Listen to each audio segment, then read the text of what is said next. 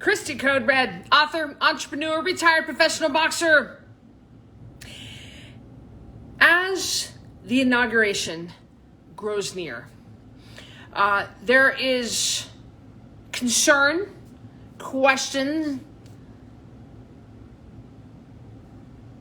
worry, thoughts, whatever side of the political spectrum you are coming from, there's concern. There's concern in all of you for our country. And that's totally normal. It's totally fine. But let me remind you of something. Let me bring some perspective to this. Let me just make sure that you fully understand what your part in all this is. I want you to fully understand that no matter what happens in our country's capital, no matter what happens with our country, no matter who's in office, who's in the White House, what's going on, you control your health. You control your health. Let me say it for those of you in the back. You control your health. I write custom programs constantly. I mean, custom programs are the lifeblood of Code Red. And I ask very intricate questions about stress. And I can't even begin to tell you the amount of people that are stressed out by what's going on there in our country. And believe me, I get it. There's a certain element of this that I am concerned about as well. But nobody controls what you eat except for you. You control the last 8 inches from here to here. You make that ultimate decision.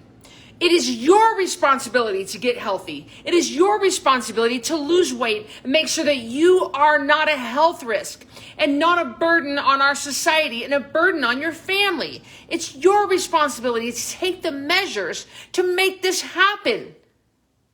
Now, you don't know what you don't know. And if you have been following the dietary guidelines for the last 70 years, they're incredibly flawed. And making us sicker and fatter than ever in human history. So nobody's blaming you. But if you've got health issues or you want to get healthy, you're the one that makes that decision. Nobody makes your health decisions but you. You have that control. There's a lot out there that you can't control. You control this. No matter who's in the White House, you control this.